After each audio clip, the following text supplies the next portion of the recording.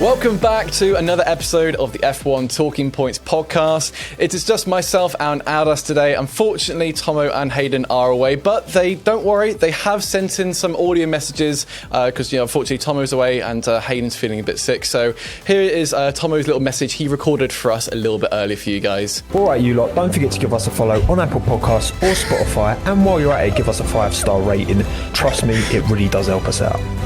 Really appreciate that, Tomo. Specifically recorded just for us for the Talking Points podcast, so that's really exclusive. Do appreciate it. Yeah, that's an exclusive little piece of content right there. Yeah, nothing at all. And also Hayden can't be here. Unfortunately, he's quite sick at the moment. But at the moment, he was actually able to send us a little voice note as well. So this is what Hayden had to say.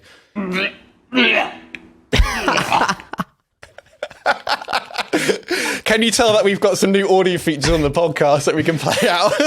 Matt's absolutely loving it. He's just absolutely gone off the rails now. Absolutely. Brilliant. Yeah. And that was legit Hayden, legit Hayden. Don't know what was going on there, but, he just wants to make sure that he's still here. He's just a bit sick, unfortunately. But my gosh, we have got quite a lot to go through today. So we're going to be talking about the Japan Grand Prix. And as of today, we have now got the announcement from the FIA about the whole ruling about the cost cap, who's guilty, who's not guilty. And so I think with the Japanese Grand Prix, we're going to sort of split the podcast kind of in half. The first part of this, we're going to talk about quickly all the main sort of talking points about the actual race itself, because obviously in the race, it kind of turned into a bit of a sprint race and some aspects we talk about there. And then myself and Aldous will talk about, the whole FIA cost cap results. And I think an interesting way that we're going to go into it is talking about what we would like to see as a result in terms of the punishment, because that hasn't been deemed yet. And the FIA have specifically kept it that way, because if they were to say, you would get like X amounts of penalties, then, some teams could actually we play up to those rules and won't mind if they were to be caught, effectively not cheating. I don't want to say cheating, but like going over budget, because some of the findings they found from that has been a bit ridiculous. But Aldas, first of all, did you get up in time? Because obviously it was a very early start for us folk here in the UK. It's only fair for us because there's so many folk out there, in Australia who have to wake up early, or in America where they have to stay up late. So it was our turn to make the sacrifice getting up early. But did you actually manage to watch the race in the end? Mate, I love early races. It's absolutely brilliant. Me too. It is quite funny actually on Twitter because all of us Europeans are like, oh my God, 6 o'clock, waking up. And then you have like people from Australia like, yeah, that's cry me a river.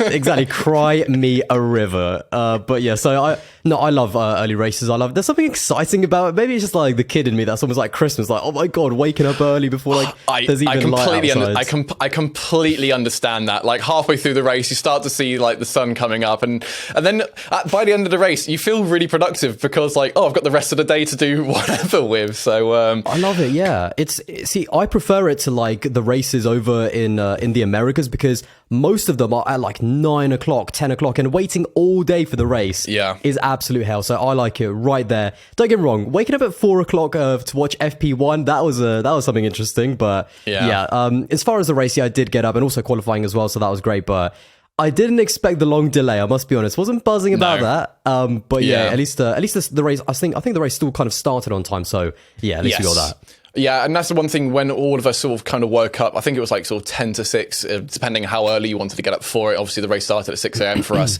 But I think for a lot of us, we saw some weather reports that it was going to be a potential downpour of rain.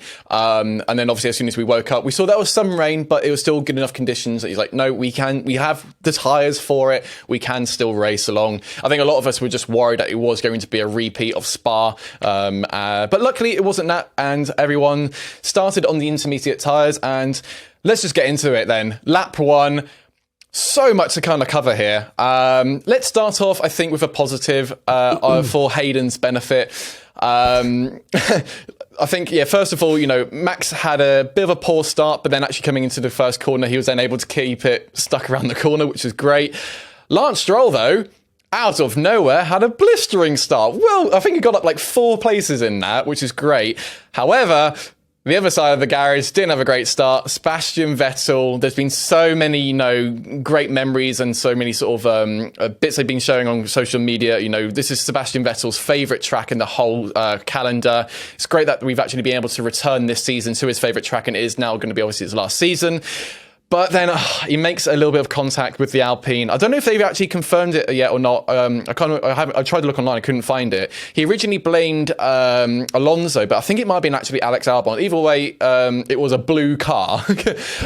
But he just sort of, because there was such bad visuals from all the water spray, unfortunately he goes off the circuit. But there was so much to kind of capture on that. Aldous, what was your first reactions kind of watching the first lap of the race? Well, first of all, I thought Max did a really good job to actually keep it, because Leclerc did get the jump on him, but yeah. And it's just amazing. I think it kind of talks to Max's mentality at the moment. Like, even though he could have secured the championship and obviously did go on to, he is still 100% attacking, because in the dry, Leclerc could have just absolutely sent it. But in the end, Max was able to use, even though he used kind of the longer line and didn't have the inside, there's more grip around that line. So he just committed, went absolutely full on. And was able to kind of use the grip and kind of go right around the outside, which is really good to see. But yeah, as far as Seb, that was really disappointing actually on that first lap, because he had a mega qualifying, got into Q3. I think ended up qualifying in like 6th or 7th or something. So had a mega quali and then did a tag, I think collide with Alonso just a little bit, which sent him spinning. And that was not good to see, because I was honestly I was hoping for a big Seb result at this track. The car seems to be a little bit better in the second half of the season. Still not great, and especially in, Seb's hands, he's actually quietly having a mega season. So I was a little bit disappointed that he had that spin. But in the end, as the race kind of unfolded, it was kind of the making of him, because he was one of the very first. He had nothing to lose when the race did end up going underway. So he was one of the very first to go on the Inter. So a blessing in disguise in a weird way. But yeah, that start was absolutely nuts. And then even further down the grid, it was more about survival more than anything else. Really? You had even the likes, obviously, Zhou having a spinner at the hairpin as well at turn 11, I think it was. So it was absolutely mental. And then obviously it culminated in Carlos Sainz going off at turn 12, which kind of changed the race from then on, no doubt about it.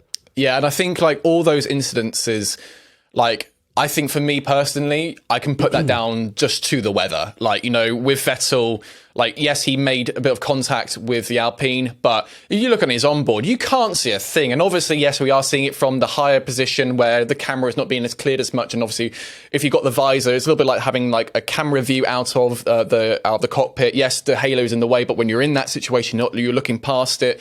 So sometimes, obviously, the visuals might be better for the driver. However, in that scenario, he was able to get out and wasn't beached into the gravel, which was great to see. Same with Zhou, coming out the hairpin, could be a bit happy on the accelerator, but, that is where there was pools of aquaplaning, of just rain on the floor. Albon as well. I believe he had a bit of contact to the side of his. I don't think we saw it on the broadcast, but basically he had a little bit of contact, which then caused him to have a hydraulic failure, which basically meant he couldn't get out of second gear. But then, as you mentioned, Carlos Sainz getting caught out. Yeah, it looks for me from the onboard that he did just get caught out by just all the water on and we kept seeing it on the trackside cameras. It'd be sort of they're going along, seeing some spray, but all of a sudden you just see huge plumes of water spray coming out. It's just rivers going across the track, just horizontally right across. Absolutely. But then, as you said, Carlos Sainz does have that incident. Almost rolled the car if you watch the onboard. As soon as he makes a contact in the front, the car does slightly rotate, but then does swing him back onto the track. And then following that, some of the trackside branding then does come onto the circuit, which is then collected by Pierre Gasly. And then immediately we then have a safety car. So then I think the main talking point from all of this, which I'm sure many of you who are watching this is kind of wanting to know our opinions on it, is the whole situation of bringing a tractor onto the circuit. So for all context and purposes, everyone did catch up to the safety car, and then sort of, the safety car was keeping everyone's pace, so going nice and slowly across the safety car. At this point, Gasly is going into the pits, having a new front wing, new tyres, and removing the remaining amount of trackside branding across, and then came out to, still in safety car conditions, to try and catch up to the pack.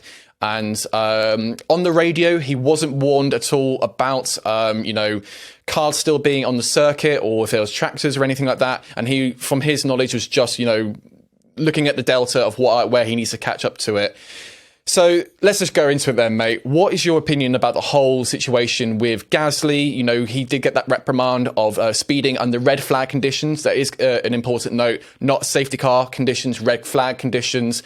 And then your thoughts on, the tractor coming onto the circuit. So what do you think, mate? I think in terms of that reprimand, and the whole like Gasly situation of the FIA focusing on him, there's been so much coverage about Gasly.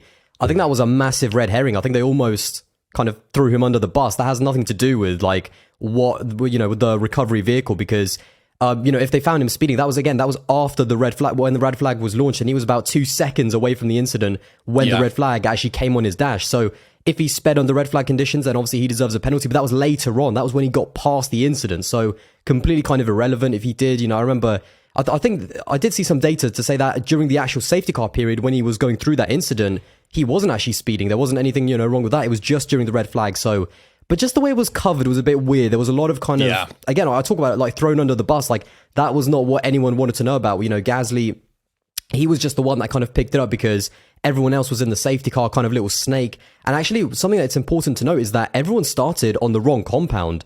Everyone has been so obsessed with the intermediate tire, and there is such a massive delta in terms of performance. The moment any water is lifted off the track, the intermediate has a massive advantage over the wet compound. And actually, and it's something that Seb said after the race, the drivers almost had no choice. They made a mistake in terms of choosing the intermediate compound when actually it should have been on full wets. Everyone should have been on full wets, but they don't want to go through the pain of, having to come in after maybe even 2 or 3 laps to put the inter on. So yeah, that's very important to know. Every single person was on the wrong tire, which I think just even brings more danger to the situation. But in terms of that incident, it was just ridiculous. I couldn't really believe like what I was watching in terms of that vehicle, and also the driver's feedback afterwards, because you watch it and you talked about the elevated camera, and you can almost see it in the distance, and think, I mean, that must be scary for the drivers.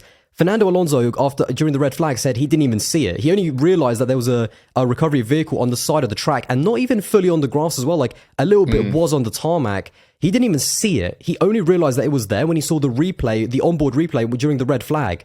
So that is how scary it is. And he was driving under the safety car. He wasn't in the position that Gasly was at, which we have to remember. Gasly was driving a little bit quicker because he's catching up to the safety car queue. So if a driver within the safety car kind of pack, can't even see, the recovery vehicle, that tells you everything you need to know about how dangerous it is for these guys. And it just, I was honestly just stunned when I was watching it, because I thought everything that happened in 2014, all of the same, a freak occurrence is an occurrence that they can't predict. You can't see it coming, and that's what we had in 2014. This would not have been a freak occurrence. This would have been massive negligence, and it was massive negligence, because it was almost like history was repeating itself. In 2014, it was first Adrian Sutil that went off, then the recovery vehicle with, there was no VSC at the time. That wasn't even a thing. There wasn't. I forget if the safety car was even out at that point. Yeah, it was double waved yellows. Yeah. And in those conditions, you can wave whatever flag you want. If you hit the same river as the person who spun out, you're also going to spin out. So I was actually really worried that history was going to repeat itself, because Gasly, as he was speeding and driving a little bit quicker to try and catch up, not knowing that there was a vehicle there, he could have hit that same patch. And you don't want to really think about it. And then there was even that. Do you know what was really even more scary apart from the Gasly stuff? When I saw that piece of footage of Sainz's onboard, there was a marshal with a rope in front of his car, and you could see in his body language, when he sees Gasly coming towards him, he's jumping out the way. He kind of really quickly, he's just almost jumping towards the grass, and that tells you everything you need to know about the fact that there shouldn't have been any marshals on the track at that point, and there should not have been any recovery vehicles, because those recovery vehicles are not meant to crumble. They are like hitting a solid concrete block. And in those conditions, it was just, I don't know who okayed it within the FIA, who gave the order to say, yes, now the recovery process should start. And it's just ridiculous. It was massive negligence. I think they were playing with people's lives. And it was, again, I found it very telling how they almost tried to not pin it on Gasly, but just shift the blame, shift the focus on the Gasly penalty, and almost like take a bit of heat off their shoulders. I thought it was just disgraceful, to be honest. And we were very lucky that was not 2014 all over again. Absolutely agree. And I think, one of the comments that I keep seeing circulating from people sort of like, counterbalancing is sort of like, people I think would say, well, Gasly shouldn't be speeding anyway. He knows there's been an incident there. But then I would then challenge that and say, well, he doesn't know a service vehicle, whether it's called a tractor or a pickup car, whatever it is. An external vehicle is coming to the track. Gasly had no knowledge of that. He knows where Carlos Sainz is. And one thing I do want to point out is that these cars are designed to kind of in theory crash against each other. There are crumple zones on the side, on the front, to protect, you know, the shell of the cockpit, basically. So without sounding too weird about it or too negative or anything like that, if there wasn't a on-site vehicle there and Carlos Sainz's car was still there, empty as it were, and let's say, for example's sake, that Gasly did lose control and did go into Sainz, he, in theory, should be protected because the cars are kind of designed to be able to crumple. Yes, obviously, it would be horrific that way if that was to happen, but he would still be protected. The reason this is such a bigger issue is because these cars aren't designed to go into, you know, like multi-ton weighing machinery, which has height on them. Yes, there is a halo, but going to something concrete like that, it's such a scary thought. The rest, if you think about it, the rest of the track is designed to have, you know, crumple zones. You know, yes, on street circuits you do have concrete barriers, but that's because it's kind of in a situation where you're not going to have a high speed crash, and we've seen examples of that before, you know, in Saudi, where Mick has had a horrific crash into the concrete walls and changes have had to be made for that. But the rest of the time it's got temporary barriers, you've got tires everywhere to kind of cushion that impact. And I think for me, yeah, I completely agree where, you know, my stance on this, and we've talked about it previously, you know, when we had that Monza, where it was a really thin section when Ricciardo had his DNF and, you know, a tractor came onto the circuit. For me, that was too tight. That you shouldn't have had a tractor come onto the circuit. It should have been a red flag. Feel free to disagree with me, but that was just my viewpoint. On this one as well, no vehicle should have come on at all, including the marshals. And it's not, and also, luckily I haven't seen any of this yet, but no blame should be put onto the marshals who came onto the circuit, because they've been told by race control, you are free to go onto the track and do what have you. And that's them trusting that the ultimate almighty power is kind of looking after them. And obviously, they since can't then, see the rest of the track. You know? Yeah, totally. Yeah, as soon as they get told, cool, go recover the vehicle, that's their trust into race control. And it's very much on race control. If anything goes wrong, it's on their head, be it. Definitely not the marshals. And also the marshals, you've got to remember, these are just volunteers as well. There's just massive fans of the sport who want to be involved. And it's just, you can't play with people's lives like that. And something needs to be changed in this procedure, especially when it's during the wet. Obviously, I'm sure there's going to be different circumstances if it was in the dry and, you know, like how much space there is there on the track, whereabouts the car is located, if it's in the gravel, if it's not. And I'm sure it's not going to be a simple fix. But for the wet, I feel like it's a pretty straight answer. Red flag the session. It's just safer that way. And no tractor should be coming on whilst other cars are out on track. And thank God, nothing happened. And also, just in terms of like what the procedure actually is, because there are moments in the dry where the whole point about the safety car is that it picks the cars up, it bunches them up so that every single person is behind Bernd Mailander and he controls the pace. So, you know, whilst he's at turn one, really slowing everyone down and driving at a pace, I mean, how many times have we seen, whether it's, you know, Sergio Perez in Singapore, whether it's Max Verstappen or Lewis Hamilton, I remember a few times almost drove into the safety car. You know, the drivers don't like driving slowly, but Bernd Mailander is there to do a job. He's there to control the pace of the cars, because whilst he's at, say, turn one or something, driving really slowly through the S's, that's when the recovery, in the dry, the recovery vehicle can maybe really quickly, in time with the marshals, you know, kind of get the vehicle back. But to me, those rules, I mean, again, even in the dry, as we saw in Monza, it's a little bit sketchy. And there was that video of, I think, Nick De Vries actually like popping his head out of the snake and driving a bit too close to the recovery vehicle, which I thought was just like, that's, you know, maybe you can put it down to inexperience. And I do remember they did investigate him about that, but they kind of put it down to his first race. But in the wet, to me, that's an absolute no, especially in the wet. To me, that's now kind of a different procedure altogether. You can't have a vehicle that quickly as well, because the field wasn't bunched up. I mean, again, maybe you can say, you know, if the field is massively bunched up and they're at like 130R, that's when maybe you can, you know, put the service vehicle out. But even in those conditions in the wet under the safety car, anything can happen, especially, you know, at Suzuka. And it's just the fact that it's this track, you know, we've been here before. And to me, the biggest thing when I was watching that is I just thought, in 2014, you know, I mean, obviously in 2014 we had the incident, and obviously Jules lost his life in 2015, and we still haven't learned. That literally could have been a repeat, and it feels like nothing is being learned, and that's the absolute worst kind of thing about it. So yeah, that's what really hurt me, the fact that F1 learned absolutely nothing from 2014. We're exactly where we were. So yeah, something, I don't know what needs to change. There needs to be some kind of internal investigation about the procedure and who okayed it that quickly. Because if Pierre Gasly was, you know, at the back of that safety car queue, and if they were on the other side of the track, even then I wouldn't be comfortable with it. But yeah, it's just, again, it's very lucky that nothing actually happened. I think for me, straight away, the action points, if I was in control, which Lord knows I would not want to be in control. That's just too much pressure to ever have. But I think the three things I would action straight away is, first of all, if it's in wet conditions, you cannot recover a vehicle until it's been red flagged, and so then a tractor could come on and marshals in safe conditions, because when you have like rain like that, it's just the conditions are just too worse for it. So that'd be the first thing. Second thing I would also do is put lights on the fucking tractors. There are no lights coming out from the rear of it, making it like if they had like, you know, like 2 or 3 LEDs at the very back, just showing like flashing red lights constantly. At least then you can make them aware, even just normal conditions, being like, hey, I'm a big emergency vehicle, don't go anywhere near me. Make it that obvious. And the third thing I would do, which I'm really surprised Formula One don't have yet, it's something which they do already have in Formula E, and I think that they also have potentially, I think, in MotoGP as well, or at least like WRC, is that the race director can have clear communication over the radio to all drivers and all teams. Basically, when in Formula E, for those who don't know, when there is like a safety car or when there's been a red flag, the race director will come onto the radio and it will go to everyone's radio, letting everyone know, safety car, and then we'll let everyone know, okay, we've got an incident outside of turn 12.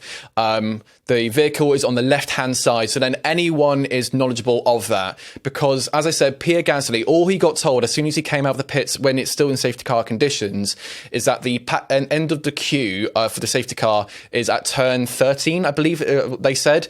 That's all the information he knew of. So he didn't know there was a recovery vehicle on track. He didn't know what side of the vehicle the recovery vehicle was coming onto. Because luckily the tractor came on the same side Carlos Sainz crashed on. But if that tractor, for example, was on the right-hand side on the other escape road, crossing the circuit, this could be a whole different other conversation. So I believe that's 3 action points they could implement straight away. And then obviously they need to go into the more finer details of when it's dry conditions. But anyway, we talked about it at great length already. And then, we just had a massive sort of delay for ages. One thing I do want to talk to you about real quick, and this is kind of more specific to kind of Sky Sports viewers. I was really disappointed by the coverage from Paul di Resta and Johnny Herbert. Johnny Herbert, I've always had a bit of a sweet spot for, because I do like his joyfulness he brings to it. But when they were analysing Pierre Gasly and were putting blame onto him, I mean, I know there's like a bit of a vendetta against Paul di Resta. You know, people have claimed he's incredibly biased. I'm just like, that was just so telling. And it's kind of the wrong thing to do, to just put blame kind of just on Gasly, kind of like saying, like, excusing, like, oh, well, he shouldn't be speeding that quickly, rather than just focusing on the bigger picture. What was your take on it? Because for me, I'm just done of listening to like Paul di Resta in particular, because unfortunately, well, no, not unfortunately, he's a rubbish F1 driver. Let's face it, he wasn't good, and yet he's still doing all these critiques, and as if like he was like a great driver in his heyday. Obviously, Johnny Herbert does have like, you know, the podiums on his back. But again, that was a different era. And it's just, for me, it's just so infuriating having these ex-F1 drivers sharing these awful opinions, where you have stark contrast to like Jenson Button, who, yes, you know, he's a bit opinionated, but he was just spitting facts with Crofty, and actually fair play was given the equal balance that was all needed. So what's your kind of thoughts on it? And I know this is oddly specific to Sky Sports, so unfortunately I know people who don't have the same commentary, I know it's not really sort of relevant, but what's your thoughts, man? The only thing I'll defend kind of them on is that I don't agree with the whole, like, I think you kind of went on a bit of a rant there in terms of, like, you know, how good of a drivers they are, because ultimately, you know, they're still I just had a built up energy, I just had to get it out, just like, exactly. Like, you know, they all made it into Formula One, and you have to be like, to me, the quality of the driver that you are doesn't necessarily reflect, you know, the quality of your analysis. Like, I mean, Jolyon Palmer, that is all I'll say. Jolyon Palmer, he was worse than any of them. Like, and he's absolutely terrible. Yeah. But his analysis is usually like spot on. So that's the only thing I'll kind of defend them on. But anyway, I know you were in your feelings. I'll let you off. But it was really awkward watching that. I was just like, again, it's not that some of what they weren't saying, you know, was like not right, but it was just like, that's not what we're talking about here. Like, it's, Pierre Gasly, he doesn't know. He doesn't even know that there's a vehicle there. All he's doing in his mind is just catching up to the safety car queue, which is what you have to do. And the fact that they were kind of like half blaming him, like they were kind of obviously half admitting that the, vehicle shouldn't have been there. But they were more pinning the blame on Pierre as if it was like, more focused around him. It was more his fault when, again, what he actually did wrong was later on. Once he passed the incident, once the red flag came out, again, if he sped, then he deserves the penalty. But that's not totally. what we're Hands talking up, about. Exactly. If he was speeding under red flag conditions, which by the way, the FIA do have all that telemetry. So if they found that in the reports then fair play. Yeah, he shouldn't have done that. Absolutely.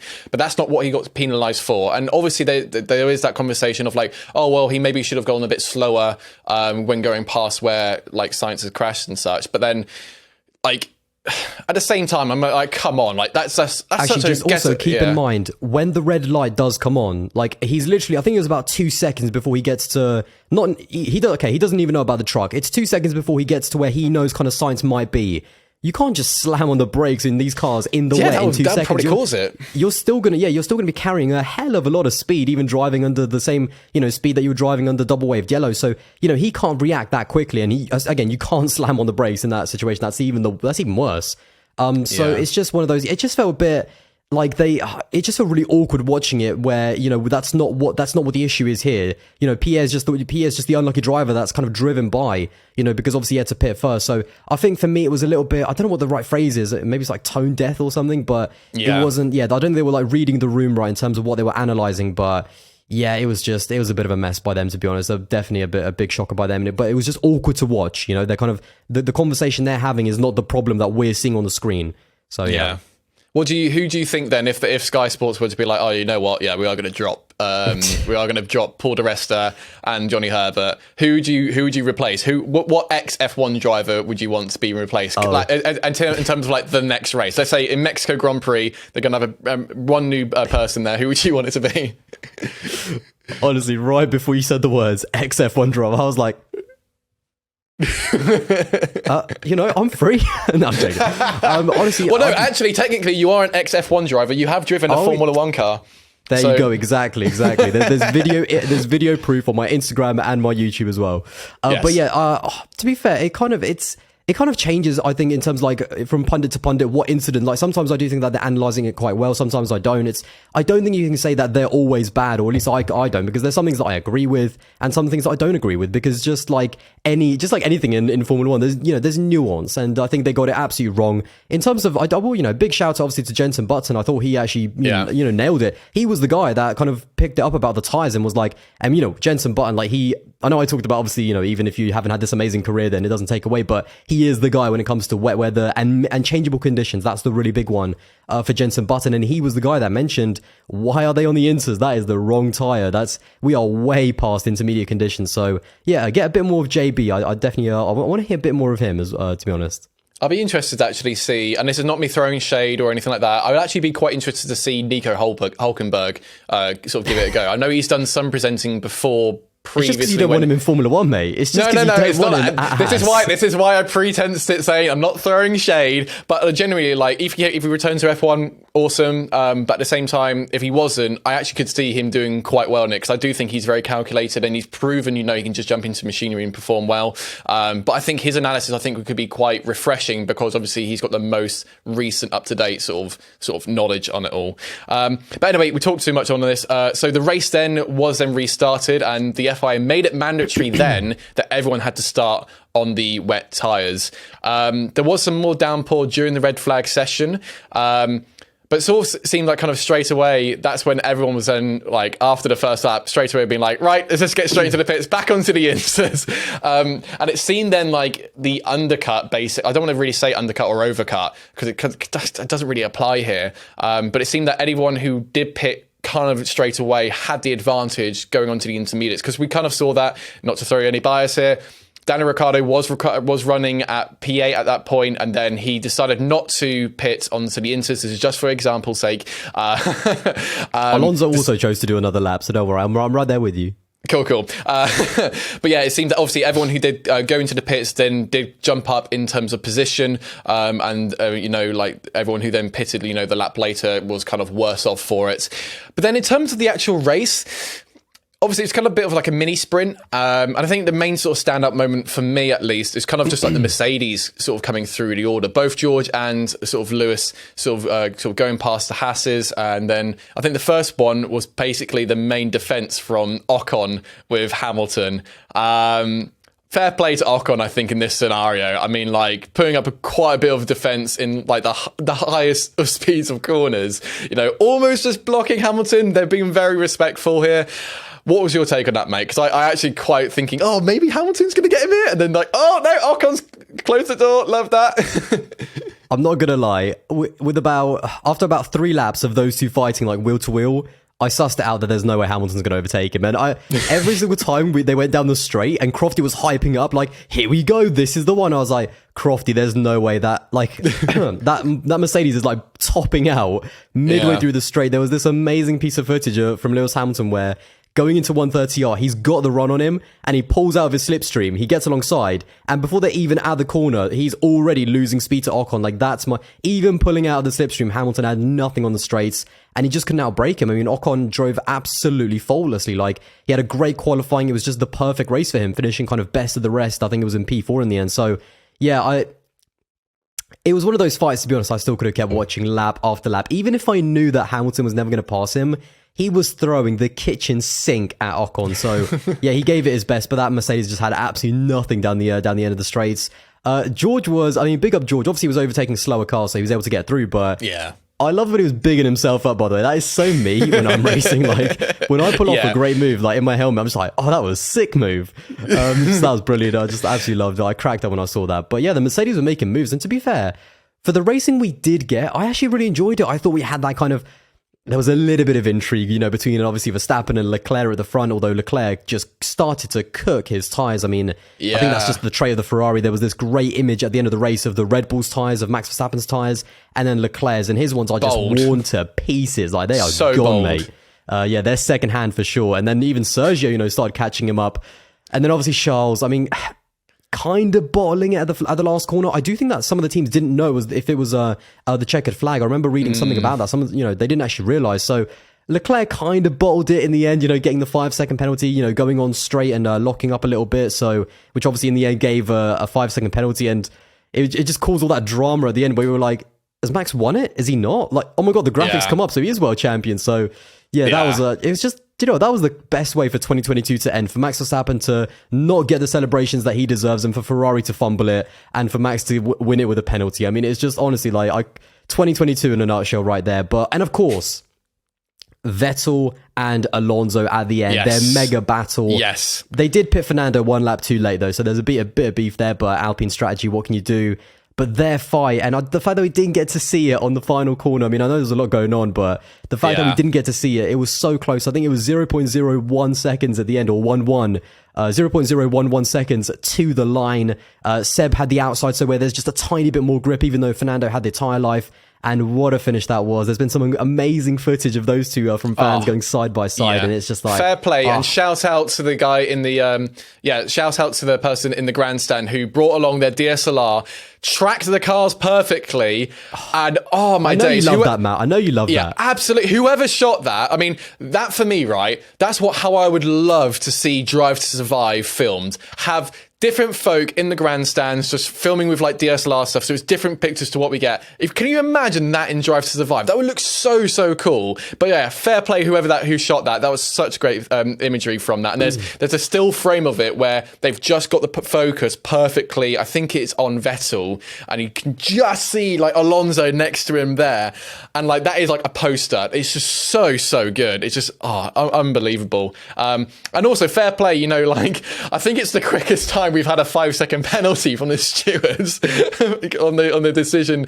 What did you think about that, by the way? Because I thought they got it kind of like, I know Ferrari were a little bit annoyed because I think, you know, Matteo Binotto was like, well, you know, Charles should have been, able to argue his case, but I think it was kind of the right decision. Like, what is Charles going to say? That the stewards have all the evidence. They don't need the driver to, what is he going to say? I locked up. I don't deserve it. But like, they have all the data. They have all the evidence. Yeah. He locked up. He didn't give back enough of an advantage, and kind of, Sergio probably would have overtook him had he not locked up. So it's just kind of like, it was kind of the right decision, and unbelievably, it came quite quick. So, but it was just the way it happened. It was Johnny Herbert who told Max, like, bring him, Max, can you come back in? You're the world champion. I was just like, what? Are you joking me?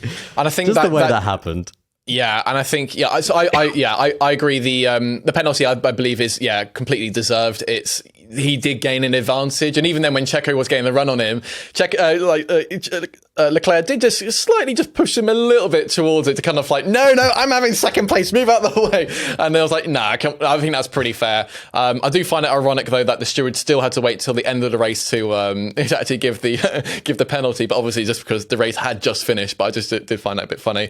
But yeah, I think it kind of just sums it up, doesn't it? You know, just even F1 not knowing if Max Verstappen was champion, and it's just for me like because I saw it on Ted's notebook afterwards that both Mercedes and Red Bull were looking through the rule book to actually determine, okay, well, if the race is resumed after a red flag, that means then full points is awarded, but does that still count though, because we actually had limited run time rather than laps remaining type of thing. And for me, it was really sad for me because this is Max Verstappen's second championship win. Obviously, loads of people will argue to the end of days if his first championship is valid or not. And obviously now with the whole cost cap situation they're coming into arguing about effect, that today, mate. Yeah, literally that. And it's just like, okay, well, this one was where, you know, before all of this, Max hasn't done anything wrong. He's driven an amazing championship. And I felt like... and an amazing race as well, by the way. 26 seconds in 28 laps. Are you joking me? Absolutely. What a dominant performance. And in theory, he could have pitted and gone for a fastest lap, potentially, to even get an additional point. But I think all of that kind of just got wasted because no one knew. And so then when he did get told, oh yeah, you are champion, he's been like, oh, okay, great, cool. Decent. And then he just made him sit on that weird, furry, throne. And he's just on his own, so he's just a bit just hands up and just not really caring. I was like, I felt really bad fair for play him. to Max. He was just he just stood up and was like, I'm lonely. So he just walks right out. Yeah, I think the way Max plays it off is brilliant, by the way. He was totally in the moment. I mean, he was in that, to be fair, they call it the cool down room, but it really is the Max Verstappen podcast room in 2022. That's what it is. But yeah, he was in the cool down room and he was like, am I champion or not? But someone said I'm not. But someone said I am. But someone said I'm not. And it was just hilarious. He didn't even know. And then they just opened the doors to the throne room. It was just brilliant. I was like, what's going on here? God, what a shit show. I just looked at it and I was a bit like, I'm just too tired for this. I was just like, this is just not, it's not how it is. I want to know who designed that chair, because that looks like a Matt Amos DIY special. I want to know what fur was on that. It just looked like a white polar bear kind of fur or something, or a sheep or a goat, whatever it is. It's weird. But apart from that, I don't think there was anything else really from that race to really talk about. Unless there's anything you think. Points. I mean, that was too little, too late, unfortunately. But also then I can put it down to, well, two people also DNF'd, so or no, three I think actually in the end. He was one of the. He was along with Seb. He was the first one because obviously he had nothing to lose. He wasn't in the points, I should say, when the red flag restarted. He, along with Seb, he was right at the back. He had nothing to lose, so he went for the inters early.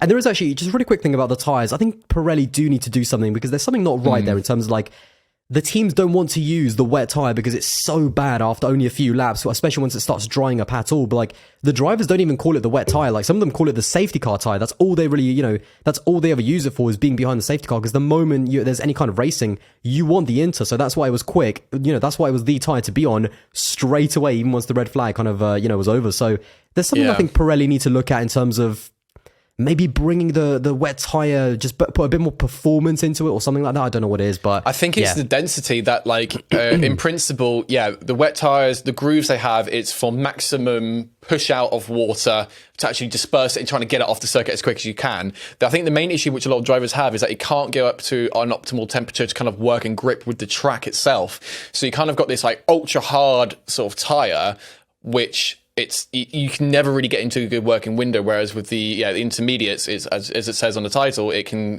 do that pretty well. But I think maybe they should enforce in future potentially, maybe if it is raining, you have to start on the wet tyre as a mandatory kind of thing, because then obviously throws up in some race strategy sort of elements. But apart from that, then I think we'll quickly go into the head-to-heads, and then we'll go on to the FIA Cost Cap that got all announced today. So then I think I feel like this one can be sort of quite quick. So starting off with Red Bull, gonna give it to Max Verstappen. Won the race, became champion. Kind of job done, right? Yeah, absolute job done. I mean, everything from the start was just maximum attack. It was Max Verstappen, the guy we know.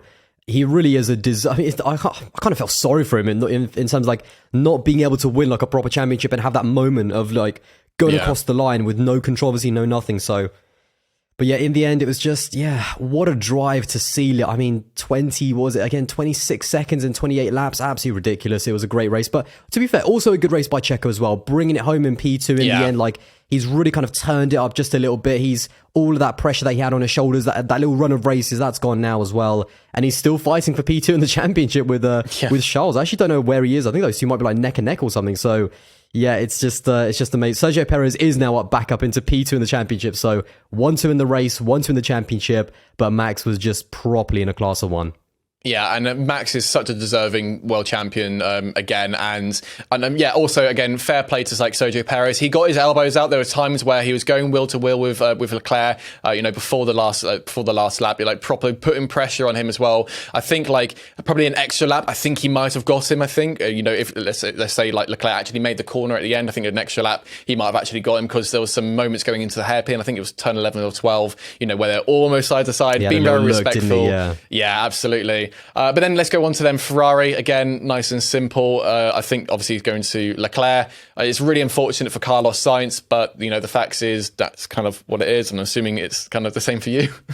Yeah, it's got to be Charles. I think he did a good job at the start. He tried to pass Max, but around that outside line, that's the karting line, the kind of more grippy one where there's a little bit less rubber. So there was not much he could have done in that situation. And again, in terms of how the Ferrari is, the tyres in the end, that's he kept up with Max as much as he could have, but that Ferrari just burned those intermediates so quickly. So yeah, there was nothing to do. He almost held off Sergio Perez, but not quite. And then let's go on to Alpine.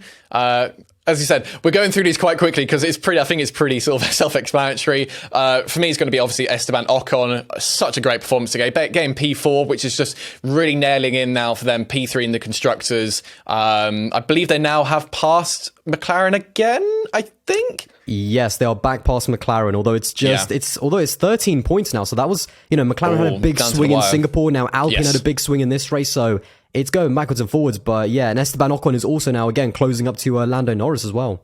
Yeah, and I think just a great drive from both. I think from both those drivers. As we're talking about, like Sebastian Vettel and Alonso in that last lap. They're going side by side in the wet conditions. Neither of them went off track. Neither of them made contact. It was just brilliant racing to see. But as we said, Ocon getting P4, which is amazing. So I'm assuming is Ocon for you as well, right?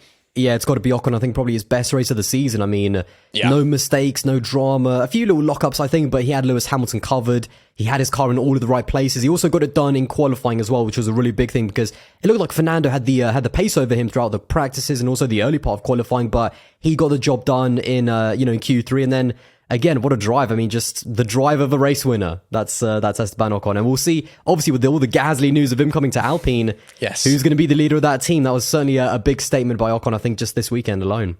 Oh, that's really going to be real simple front. It's going to be the French one.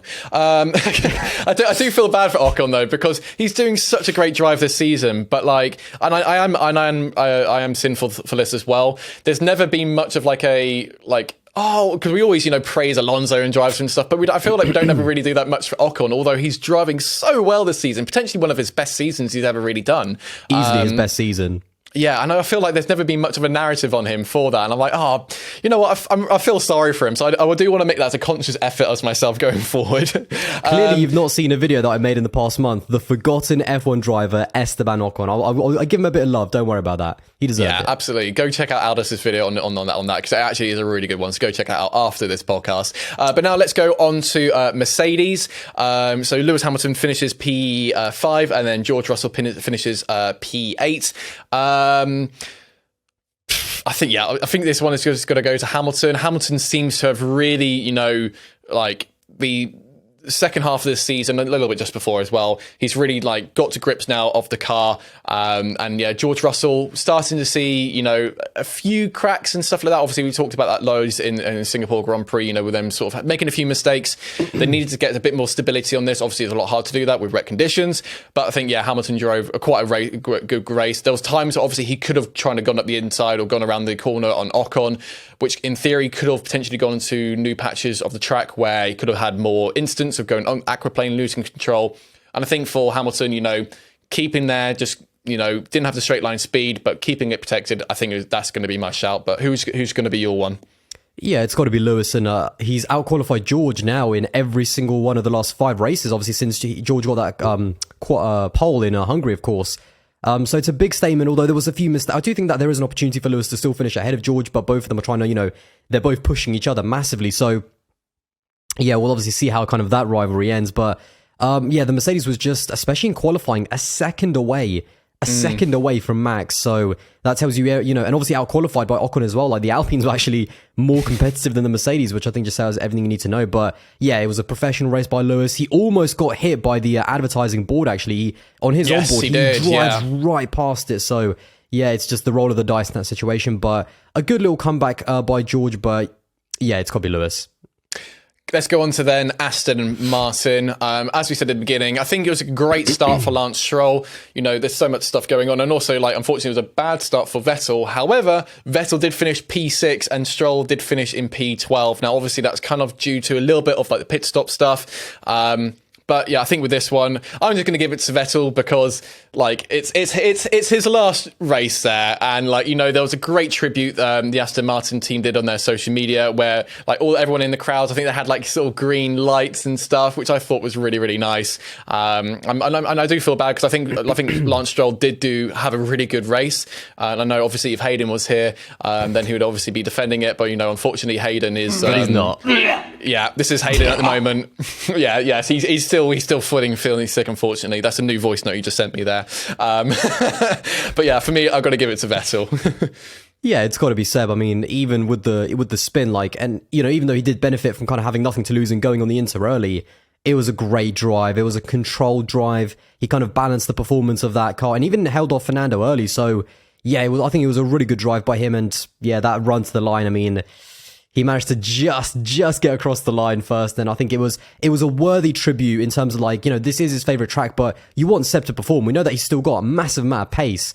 You know, he's still a really quick driver, even though he's leaving. So you wanted to see him perform well at this track. He did it in qualifying. The start of the race wasn't ideal, but he did it in the race when it counted. So yeah, a great performance by a great driver. It's got to be Seb. Going on to then real quick, Williams. Obviously, Albon had that. He claims he had that contact in the beginning lap, which had a hydraulic issue, so he couldn't even get into out of second gear. Latifi, you know, I think he started P18 because originally he had a grid penalty, but then he did move up. P19. That's P19, it. Yeah. So to be fair, to go from that to P9. I mean, for his last ever race in Japan, good job. I guess he has to win this by default, as much as I hate to say that. Who are you going for? I just want to move on from this one. It was a good drive. No, it was a good Latifi drive. It was obviously in those conditions, anything can go wrong.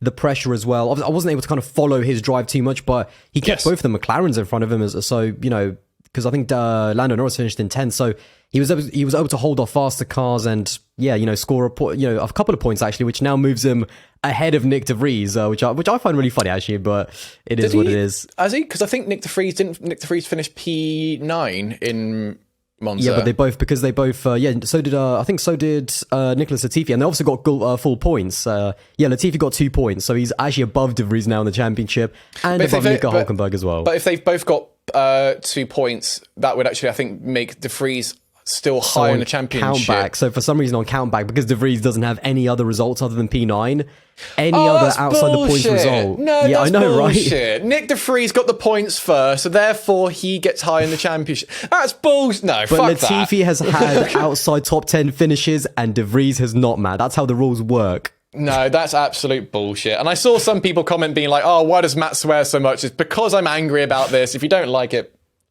piss off. I'm kidding. Don't piss off. Please stay. And like Tomo says, please rate us 5 stars and follow us and everything else. Let's go on to McLaren then. You should say something like, oh, well, I hope Latifi enjoyed his last point score in Formula 1 because he's not scoring points again. Exactly that. Or he's never going to be racing in Japan again. So whether it's Formula 1 or whatever it is, he's not going to be back there. Right, let's move on to McLaren. Lando Norris finishing P10, getting a single point, and Daniel Ricciardo only 2 seconds behind, finishing in P11. Obviously, my bias towards my favourite driver is going to go to Ricciardo because it was just due to the strategy. But actually, no, you've got to give it to Lando Norris because, he qualified better. He lost a few places on the first lap. Well, I think he actually got dropped down to P13, I believe. And Ricciardo actually got up a few places to P8 by the time we actually went to red flag. But then obviously due to the tyre strategies and stuff, Lando pitted first. And then the next lap over, Ricciardo then pitted. But by that point, the damage was kind of done. Great drive, I think, for both of them guys. I think they were kind of struggling in qualifying both together because obviously, Ricciardo was out in Q1, I believe. He was looking kind of strong as well. That was proper depressing because he was looking really strong in the early parts of qualifying. And I think he just got pipped by Sebastian Vettel. But then, Lando Norris also then kind of struggled as well. But yeah, I think it looked like they weren't having too much pace at this circuit, but so I think to even get a sort of a point in is actually quite good for them. But yeah, for this one, I'm going to go to Lando Norris. Yeah, to be honest, I wasn't watching their race too closely. I didn't even see them on the broadcast too much. So yeah, kind of Lando by default, he managed to kind of score a point, which I think is good. But again, quite a lot of points lost to Alpine, so they'll be a little bit frustrated there, and also a little bit frustrated that in the race their car. I mean, they got beat by Latifi, and you kind of expect both of those to kind of be able to at least challenge Nicholas Latifi a little bit more in the Williams. So yeah, I'll give it to Lando by kind of default, Yeah, I think Lando was actually starting to close in. I don't think it was too far off him actually by come the finishing line.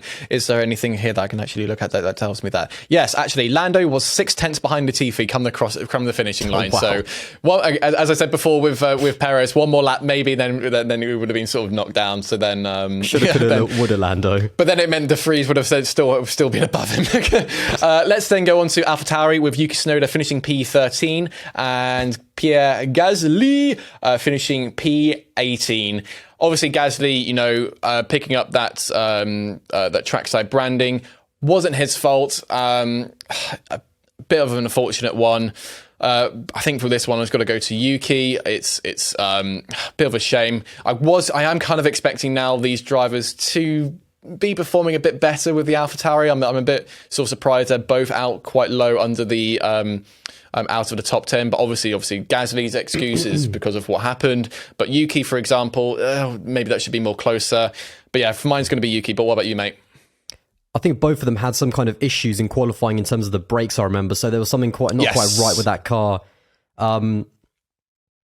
Or certainly in qualifying anyway, they just weren't getting, and in the wet, like when you don't have confidence in the brakes, I mean that's your turning, that's everything for you. So yeah, it was a bit of a weird one for AlphaTauri, a bit of a, it wasn't quite great. Obviously Yuki's home race, there was so much fanfare and he was buzzing as well. There were so many great clips of him with fans. So, and it's kind of disappointing that he didn't quite have a good race as well. I mean, I'm going to go with Yuki just because I think obviously Pierre had that kind of early, incident with the board as well, had to come in, and then obviously did get that penalty, which obviously, was deserved, I guess, during the red flag. So yeah, just a bad weekend by AlphaTauri. I mean, I don't really know what's going on with that team. I do. It's AlphaTauri. They've always been like that. Even back to their Toro Rosso days, they're so random from season to season. They could be, even last year when they had an amazing car, they absolutely did not use, they did not use that car to the max. They got beat by Alpine in a slower car. So it's just what this team is. They have the kind of this roller coaster of performance throughout the season. And yeah, unfortunately, it's just not quite coming together. But both of their drivers now have a seat, definitely a seat for next year. Obviously, yes. A brand new driver coming in Nick De Vries. How is that Tsunoda De Vries dynamic going to be? I think it's going to be hilarious. So yeah, I can't wait. But unfortunately, not a great kind of race at home for Yuki. That's going to be real funny as well because it's two very small drivers. I don't think De Vries is as small as Yuki, but he's almost the same height, almost as tall as you, Aldas. Almost, but yeah, not quite. Almost, yeah. Going on to then Alfa Romeo, Valtteri Bottas finishing P15, Zhou Guanyu finishing P16. Obviously, Zhou had that spin on the first lap coming out of the hairpin, but then it was only a half a second behind Bottas come the finishing line. Again, a bit of a disappointing one. I do expect, when the Alfa Romeos the cars are actually working, should be higher up in the grid. Obviously, we had tricking conditions, bada. So I think for this one, just purely because we didn't see too much of the Alfa Romeos unless they were getting past, I'm going to go with Bottas, I think, with this one, just because of the mistake from Zhou, whether that's him going through aquaplaning or getting too trigger happy on the accelerator. So I think for this one, it's going to go Bottas. In the first 9 races, Alfa Romeo scored, I think, like 51 points or something like that, maybe 50 or 51. In every single race since the Canadian Grand Prix. Like, how many races is that? I forget now, maybe like 7 or something, gosh. 7 or 8. Yeah, 7 or 8. They've scored 1 point. Is it seriously only 1 point? 1 point, like, since they're in it, and that was Zhou. That was, I think that was like Zhou in Monza when he obviously finished behind. So Guan Yu Zhou finished behind obviously De Vries and scored that 1 point in Monza. Valtteri has not scored since the Canadian Grand Prix. So that car has talk about nosedive. Yeah. You know, whilst we talk about cars like the Aston Martin, for example, it's definitely got kind of improved, and especially in the races, not quite there in qualifying, but in the hands of Seb, you know, a driver who can get a decent amount out of the car quite consistently. You know, that team has improved. We've seen the likes of McLaren improve throughout the season, but when you look at Alfa Romeo as like a case study, that team and that car has absolutely nosedived. Their performance, like their development hasn't gone anywhere. So massively frustrating for both drivers, I'm sure, but yeah, it's got to be Valtteri, but just frustrating that they're not fighting for more points. At least Zhou did get the fastest lap, and that's all that really matters, isn't it? Everything else is just whatever, you know? Formula 1 championship. And I think it seems like the Alfa Romeo, the early talking point for it in the season was, when it was performing, like, this is what I've always said, I'm like almost like a one-note pony here. When it was performing, the car was doing really well. But then when it wasn't working, it would just be DNF pretty much straight away. So it kind of seems like they've fixed the reliability by basically turning it down of like how much they're pushing the engine or however the developments it is. But then by lieu of that, it now means they're not even fighting in the points. So that might be driver related at this point, just to keep it running, mate. So that might be driver related. It might be car related. I'm of the opinion kind of that it's kind of going to be a bit more on the drivers now. I think we need to kind of wait until like maybe Mexico, where you got a bit more high speed. So in theory, it kind of should be pushing a bit more.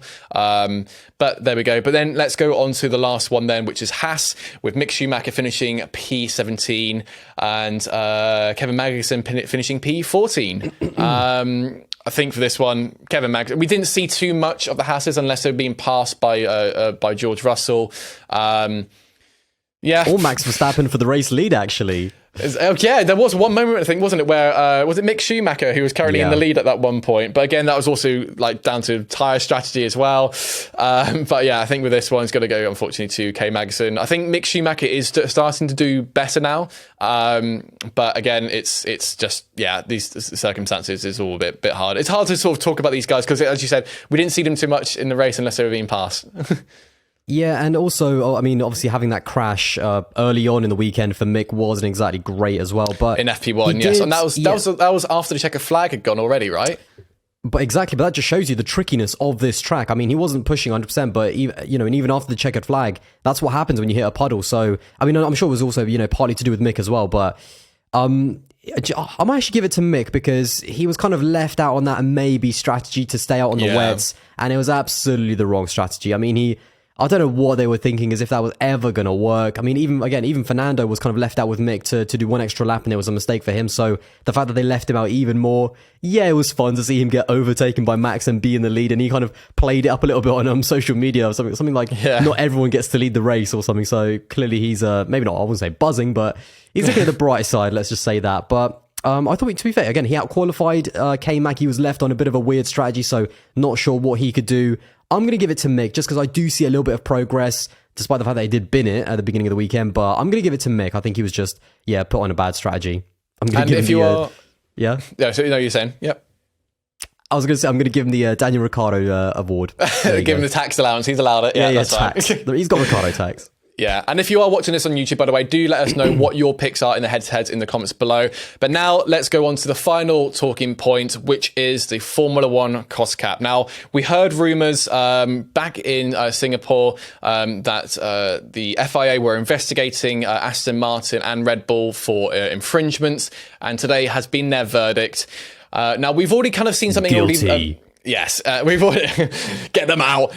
Now we've already seen something I think already happened. I believe it was with Williams, and it's just for basically submitting their forms. I think it was like a day or even like half a day late, so that's kind of already been sorted. So when they've gone through the list or the roster of like who's been absolutely cleared, you got all the remaining teams. I think the only reason why Williams kind of isn't kind of mentioned there is they had some other terminology for it. I believe it's because they just submitted it late originally, which we already knew about before all of this had transpired. And obviously this is all looking back to the previous season. But then Aldas, why don't you talk us through then what's happened with both Aston Martin and then Red Bull? So obviously it was around Singapore when there were just kind of rumours beginning to flow online first, actually, before it kind of got into the paddock. But obviously then everyone finds out that the two teams that potentially were in breach of the cost cap were both Red Bull and Aston Martin. Now, the investigation, and they're called certificates of compliance, basically, to say that you have complied with the cost cap for the previous year in 2021.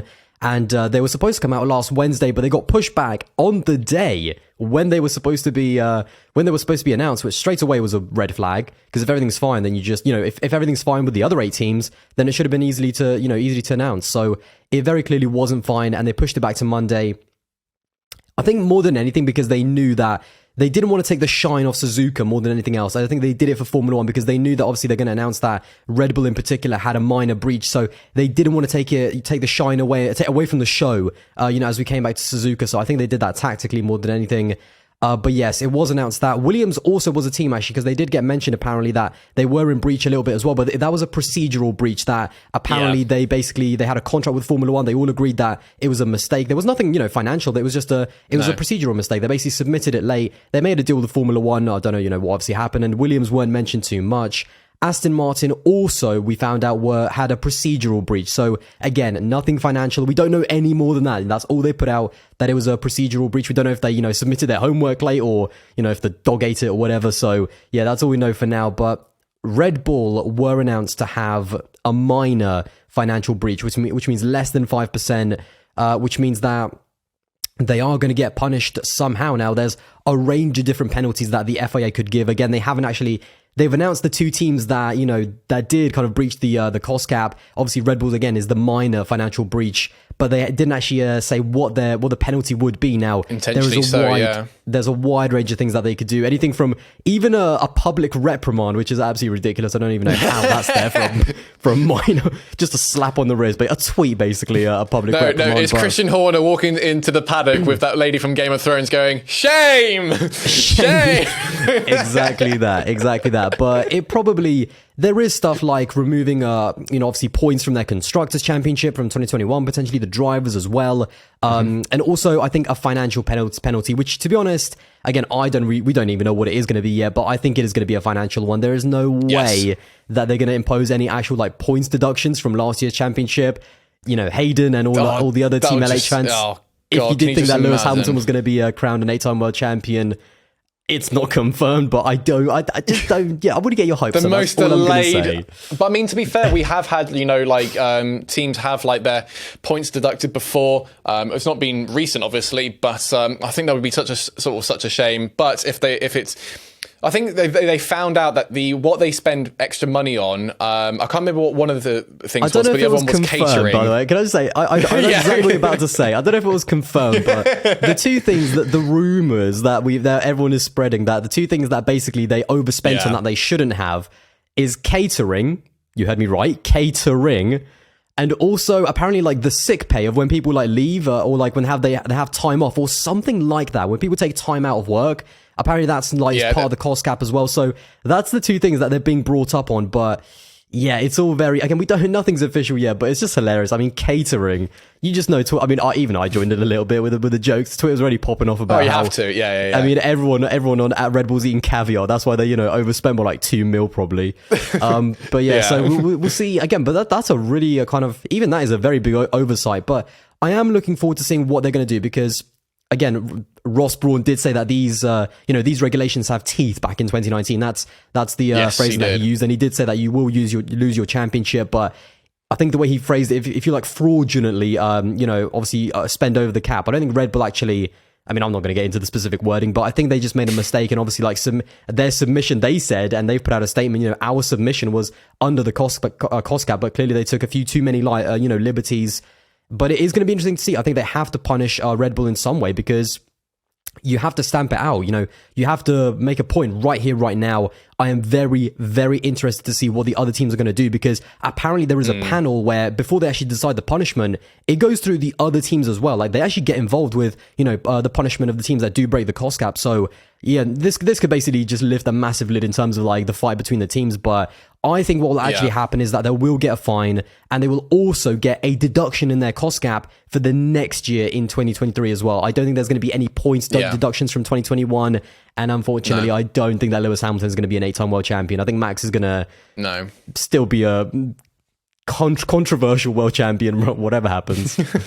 Yeah, and I think, some people will have tinfoil hats on and basically be like, oh, well, maybe they're filtering money from R&D into catering at this event that we did, when actually there was no clients there or sponsors there. It was actually, just the guys in the engine bay just working an extra night, working on the engine a bit more. But no, yeah, I agree. I believe what will result in will be a fine. I'm going to guess it's going to be like 3 times. I think it's going to be like 20. If they've gone over by like 5%, then I reckon it's going to be like a 20 million potential fine. Because then if always kind of be like, right, in the words of George Russell. Yeah, crikey, mate. Crikey, that's what. Yeah. But I think because it needs to be a big financial hit. Like, even though it might be something as silly as catering, and I can't remember what the term is for the other one, but I think it covers sick pay, potential people going on maternity leave, or even redundancy. That's one thing we do have to bear in mind as well. Many of the teams at this time did have to make loads of redundancies because of the cost cap. They literally had to obviously pay out the remaining amounts of people for the extended work. But they do need to set a precedent here of like, it needs to be a big financial hit of being like, if you break the rules, even if you go over like under 5% over what you're allowed, this is what it's going to sort of cost you. And I think that it's almost a double-edged sword for the teams who are going to be sort of deciding, the punishment, because it very much means like, right, we are now setting the benchmark. If it's under, 5%, this is how much it's going to cost. And they need to make sure it's a high enough level to basically ensure that no one else is going to be doing that. If that becomes public knowledge, what that figure is going to be, that's what I'm a little bit worried about, because we all got to remember something happened with the Ferrari engines, and it was settled privately between Ferrari and the FIA, and that's still not been made public yet of what that settlement is and what exactly was wrong with that engine. And I'm just people a little are still bit joking worried about it. They're like 2019 illegal engine Leclerc tax or something. But rightfully so, because it's kind of like, well, what was illegal about the engine so much that they had to change it? Then it just became an absolute like rubbish bag, basically. Rubbish bag? That was a rubbish insult. Oh, the SF1000 tractor. This is me trying to now not swear, but I'm trying my best here. It's a crikey, blimey ball of mess. Yeah, basically, yeah. It was a bag of shit. There we go. That's my countryside proper coming out there. But so I am slightly worried that they might not disclose what the amount will be, but I also agree as well they need to then limit what their cost cap will be for the following season. Obviously, they can't do that for this season because they've already spent the money, but I think that's only fair that like, you do need to have your budget then basically taken down like an extra peg or two. Not as much as like 20 million, but maybe about like, if it was like under 5%, if that works out to like 5 or 6 million, maybe this can then caps at like an additional 5 million or so. But ultimately, that's the reason why the cost cap was brought in, to make sure these teams aren't breaking the rules, which Red Bull have done, basically. I don't really want to put the term cheating on, because it kind of means I always feel like cheating is referring to like the actual car's performance, and if it is just something as silly as catering, then it kind of feels weird to say that. But ultimately, they have broken the rules. They have done that then. But if it was down to you, mate, what would you? How much of a fine do you think the FIA would be charging here? It's difficult for me to put like a dollar amount, because I'm not like I don't know what the appropriate amount of money to kind of charge Red Bull, but when it comes to the actual penalty, as I said, I think definitely a fine, 100%, minimum of what they overspend.